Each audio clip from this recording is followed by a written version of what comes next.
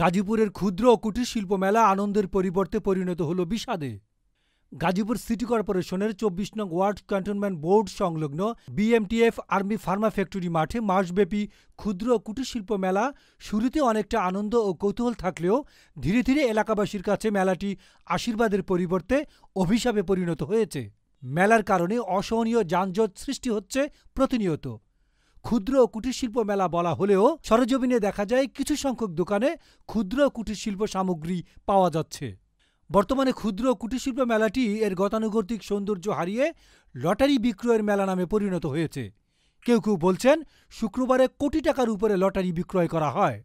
রাত ১২টা পর্যন্ত মাইকের চেঁচামেচিতে এলাকাবাসীর শান্তি অনেকটাই নষ্ট হচ্ছে।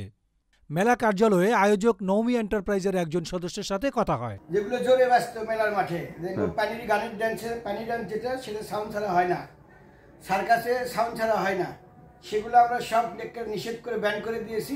এখন মাঠের মধ্যে যেটুক সাউন্ড দরকার স্টেজে সেটুক সাউন্ডেই আমাদের মেলা চলতেছে। আমাদের বিএমটিএফ ওই যে অফিসের সামনে পর্যন্ত জাম চলে গেছে, তখন আমরা নিজেরাই মনে করে হাতে ছোট ছোট লাঠি নিয়ে বাঁশি নিয়ে আমরাই নেমে যাই, রাস্তা ক্লিয়ার করে দিয়ে আসি। মেলার কার্যক্রম আগামী ৯ তারিখ শেষ হলেও শোনা যাচ্ছে আরও ১৫ দিন বাড়ানোর সম্ভাবনা রয়েছে। এক্ষেত্রে এলাকাবাসীর দাবি মেলা কর্তৃপক্ষ যেন শব্দ দূষণের ব্যাপারে সর্বোচ্চ সতর্কতা অবলম্বন করেন।